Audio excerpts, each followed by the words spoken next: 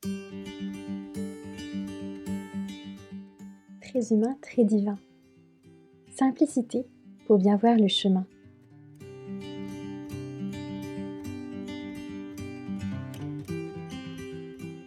Savoir que nous sommes regardés par Dieu et vivre dans le présent. Deux attitudes pour faire grandir la simplicité dans notre vie.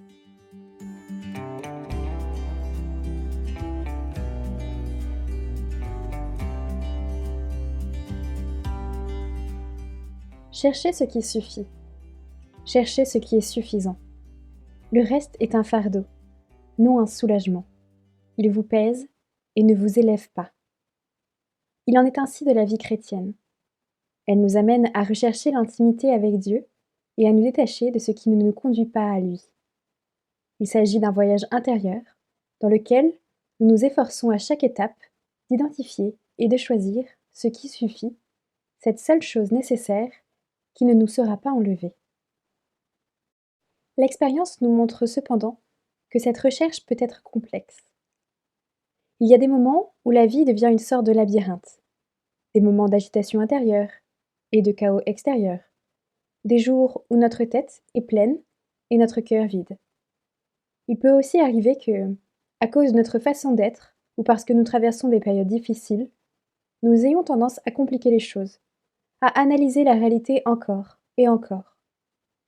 Dans ces moments-là, toute décision peut nous paralyser et nous pouvons ne pas être en phase avec la volonté du Seigneur. Nous aimerions que la vie soit plus simple et que nos raisonnements soient plus directs. Nous aspirons à posséder cette simplicité qui est capable d'éclairer l'esprit et d'illuminer l'âme. Comment discerner la volonté de Dieu en toute occasion? Comment accepter les événements de la vie ordinaire avec sérénité? Comment entrer en relation avec ceux qui nous entourent sans juger ou déformer leurs intentions? Il convient tout d'abord de réfléchir aux racines de notre tendance à compliquer les choses. À partir de là, nous découvrirons deux dispositions qui peuvent nous aider à démêler l'écheveau de notre âme, l'humilité et l'abandon. Le créateur de la vie et le créateur de la peur. Chaque artiste laisse son empreinte dans son œuvre. Dieu a également laissé dans la création l'un des traits les plus profonds de son essence, l'unité. Il est l'unité dans la Trinité, et l'harmonie et la beauté du paradis montrent comment dans sa création, rien ne manquait et rien n'était superflu. Le monde et l'homme étaient nés de l'amour, car seul l'amour est capable de créer, et l'amour les tenait ensemble. Cependant, face au Dieu de l'affirmation, du oui, de l'être, la voix du tentateur s'élève. Puisque le diable ne peut pas créer, il se consacre d'une certaine manière à l'incréation et il propose à l'homme une lecture déformée de la réalité. Depuis le premier épisode avec Adam et Ève, le diable joue sur nos peurs pour nous rendre anxieux face à l'avenir ou pour nous faire imaginer des intentions farfelues dans les propos ou les actions des autres. De cette manière, il nous transforme progressivement en âmes peu sûres, calculatrices et inquiètes. Alors, Dieu vous a vraiment dit « Vous ne mangerez d'aucun arbre du jardin ?» demande le diable. L'ennemi veut que nous fixions notre attention sur l'arbre interdit et que nous cessions d'apprécier les autres dons de Dieu. Les plantes, les animaux, les autres êtres humains, une vie en état de grâce. Nous commençons alors à regarder le monde avec suspicion, avec des yeux compliqués. Satan nous fait croire que quelque chose nous échappe, que Dieu n'est pas sincère, qu'il nous cache des choses. Le Qoéleth l'explique ainsi. La seule chose que j'ai trouvée, la voici. Dieu a fait l'homme droit, mais les humains ont inventé tant de détours. Cette complication prépare au péché. L'homme ne dialogue plus, ne marche plus avec Dieu, et finit par se cacher de lui, de peur d'être vu nu, désarmé, ce qui est finalement la manière dont la créature se trouve toujours devant son Créateur. Il ne suffit pas au diable de nous faire tomber. Il revient immédiatement, avec une autre suggestion, une autre non-création, qui nous éloigne encore plus de Dieu.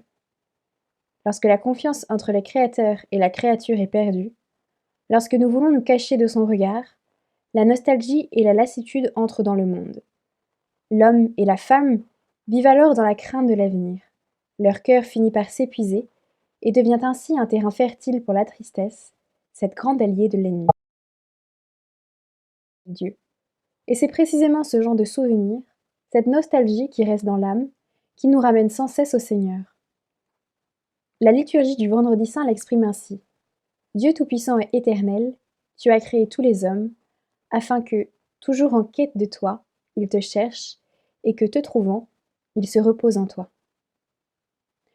Humilité. Savoir que nous sommes regardés par Dieu. Pour se voir et voir le monde avec des yeux simples, il faut d'abord trouver son repos dans le regard de Dieu. Savoir que nous sommes regardés par lui nous donne une grande sécurité. Nous comprenons que Dieu nous aime dans notre vérité et que tout le reste n'a qu'une importance très relative. En revanche, en marge de ce regard, nous ressentons le besoin de protéger notre fragilité et nous nous refermons en nous-mêmes, ou nous sommes paralysés par la peur. Ceux qui se réfugient dans ce regard d'amour jouissent de la sérénité des simples, parce qu'ils ne sont pas dépendants de circonstances qui échappent finalement à leur contrôle. Nous appartenons à la vérité, dit saint Jean, et devant Dieu, nous apaiserons notre cœur. Nous pouvons penser à Simon-Pierre, qui était un homme bon, mais avec un cœur parfois compliqué. Dans son amour pour le Seigneur, le doute se mêle à la décision, l'obéissance à la rébellion, le courage à la peur. Son plus grand moment de confusion se produit dans la cour d'Ananie, pendant la passion du Seigneur. Nous pouvons imaginer comment, pendant que Jésus est interrogé, l'angoisse du disciple grandit de minute en minute. Il veut être fidèle, mais il ne comprend pas ce qui se passe. Les événements le dépassent.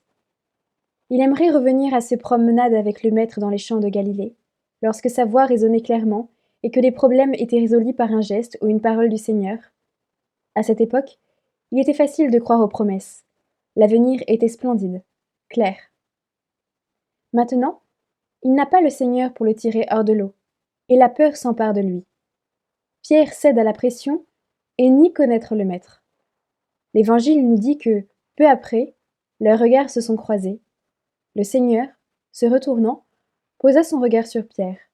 Alors Pierre se souvint de la parole que le Seigneur lui avait dite « Avant que le coq chante aujourd'hui, tu m'auras renié 3 fois. » Il sortit, et dehors, pleura amèrement. Le regard de Jésus débloque la confusion de Pierre.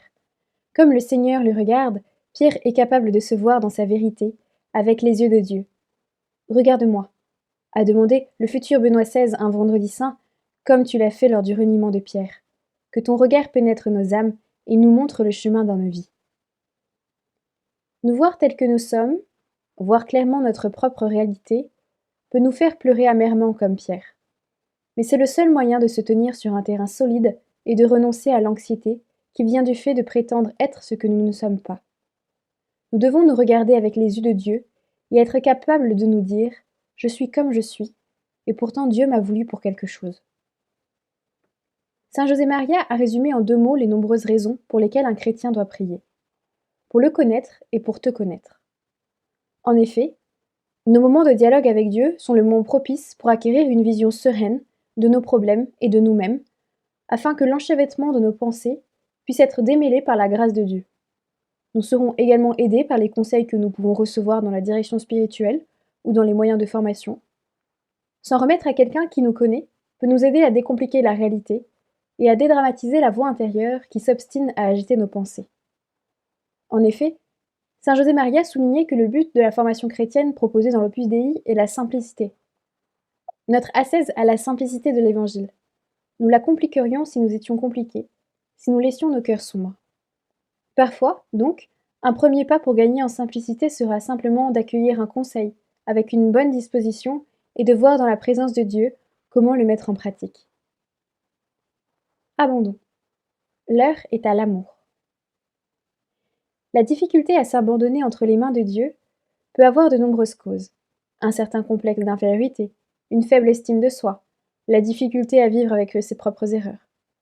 D'autre part, le rythme de travail actuel tend à compliquer la vie, et parfois le caractère. Étant en mesure de faire de plus en plus de choses chaque jour, le nombre de décisions à prendre augmente. Les priorités ne sont pas toujours claires. La concurrence sociale fait pression sur nous et introduit des ambitions qui finissent par peser sur l'âme. Nous aimerions mener une vie simple, mais la réalité est trop compliquée pour nous le permettre. Face à ce panorama, Saint José Maria nous invite à nous occuper du présent, qui est le kairos, le moment opportun pour notre sainteté. Après tout, maintenant est le seul moment où nous pouvons recevoir la grâce de Dieu. Comporte-toi bien maintenant, sans te souvenir d'hier, déjà passé, ni te préoccuper de demain, dont tu ignores s'il arrivera pour toi. En effet, le passé ou l'avenir peuvent finir par devenir des fardeaux qui nous empêchent de discerner clairement la volonté du Seigneur. Il nous dit lui-même: ne vous faites pas de soucis pour demain, demain aura souci de lui-même, à chaque jour suffit sa peine. Se concentrer sur une tâche, sans trop s'attarder sur ce que les autres vont penser ou sur l'effet qu'elle aura sur notre vie, nous aidera à focaliser notre volonté et à mieux utiliser nos talents. Bien sûr, il est nécessaire de faire le bilan des événements passés et de planifier l'avenir. Mais cela ne doit pas nous empêcher, main dans la main avec Dieu, de nous concentrer sur l'amour ici et maintenant, car l'amour ne peut être donné et reçu qu'en cet instant. Lorsqu'il se présente pour la première fois aux apôtres avec son corps glorieux, le Seigneur est suscité sans leur agitation. Pourquoi êtes-vous bouleversés? Et pourquoi ces pensées qui surgissent dans votre cœur? Voyez mes mains et mes pieds, c'est bien moi. Les événements que ses disciples ont vécus ces derniers jours se heurtent à ce qu'ils voient. Le scandale de la passion pèse encore trop lourd sur leur cœur. Si celui qui est devant eux est vraiment Jésus, l'avenir est soudain grand ouvert. Les émotions sont si grandes que le Seigneur doit les ramener au présent par une question amicale: avez-vous ici quelque chose à manger? Jésus revient à une scène, si souvent vécue, lorsqu'ils se sont assis ensemble pour manger, et cela tire ses disciples de leur confusion. De même, s'efforcer de servir concrètement les autres et de vaquer aux occupations de la vie ordinaire avec soin et amour, en abandonnant à Dieu les problèmes qui échappent à notre contrôle, sera le moyen le plus courant d'éviter de s'empêtrer dans la confusion et de devenir de plus en plus simples comme des colombes. En lisant les évangiles, nous pouvons nous trouver loin de la foi de ceux qui sont simples, la foi des gens qui, peut-être sans grande connaissance de la loi de Dieu, ont accepté de bon gré le message de Jésus. Cette simple acceptation de la parole du Seigneur peut contraster avec notre difficulté à lui faire confiance. Peut-être que la nôtre est plutôt la foi du compliqué. Pourtant, Dieu ne cesse de nous inviter à chaque instant à retrouver cette harmonie perdue, cette simplicité qui est comme le sel de la perfection. Nous avons besoin de voir clairement le chemin du retour à la maison, au paradis. Par la voie de la simplicité, nous nous élèverons au-dessus des problèmes avec la légèreté qui vient de l'amour, portée par la grâce. Nous pourrons contempler la réalité avec les yeux de Dieu.